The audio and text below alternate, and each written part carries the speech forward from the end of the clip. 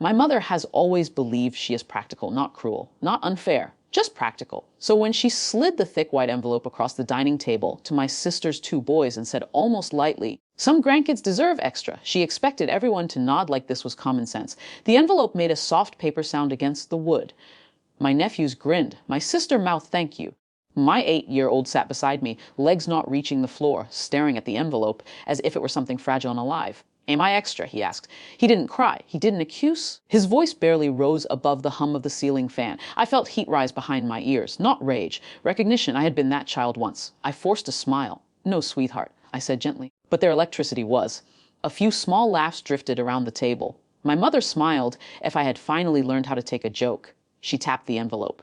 "They're struggling. We help where it's needed. That's how families work." Needed. The word had always followed my sister like a halo. When she overspent, she needed help. When she moved apartments again, she needed help. When her husband quit another job, they needed help. And when my husband and I budgeted, saved, declined vacations, paid our bills on time, we were fine, which in my mother's language meant invisible. After dessert, my son wandered off to the living room. I stayed at the table stacking plates. My mother leaned closer. "You could learn something," she murmured. "You're too rigid. Money is meant to flow." I opened my banking app under the table, not to show off, not even to prove a point, just to steady myself with numbers that told the truth. Savings. Emergency fund. College account, years of quiet discipline.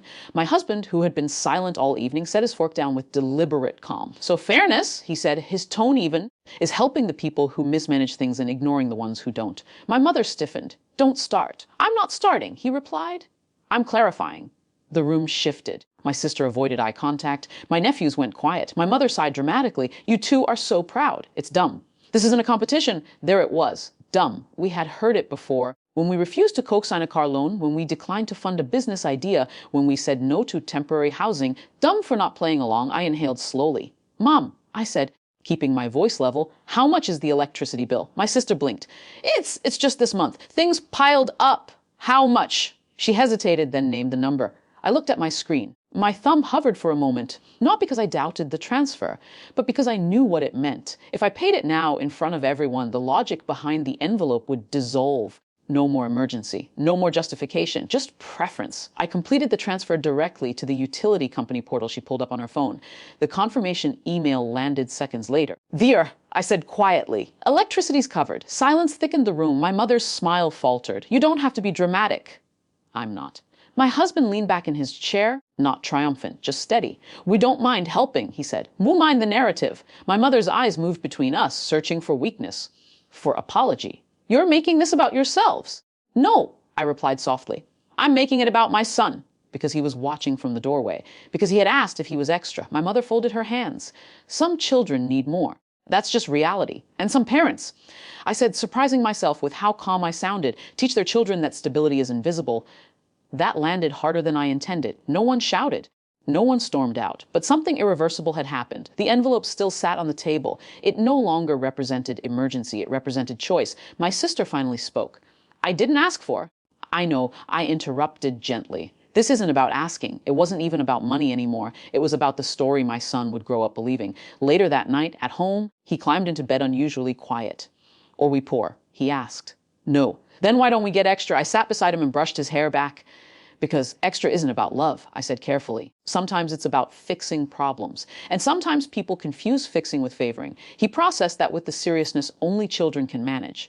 "Are you mad at Nana?" I paused. "I'm adjusting." I said. He seemed satisfied with that. Downstairs, my husband poured 2 glasses of water and handed me one. "You didn't have to do that," he said. "I know. You okay?" I nodded. Though it wasn't simple, paying that bill didn't solve years of imbalance. It didn't transform my mother into someone else. It didn't guarantee she wouldn't find another reason next month. But it removed the excuse. And excuses had been her power. The next morning, my mother texted, "You embarrassed me." I stared at the message for a long time before replying. "I didn't embarrass you." I clarified something. 3 dots appeared, disappeared, reappeared. "Finally, families help each other." I typed back. "We did." There was no response after that. Weeks passed. The envelope tradition quietly stopped, not because my mother admitted anything, she never would, but because the room had changed. The justification would now require explanation, and explanation would require admitting preference. At the next family dinner, she brought homemade dessert and handed it evenly to all 3 kids. No envelopes, no commentary, just pie. It wasn't an apology, it wasn't warmth.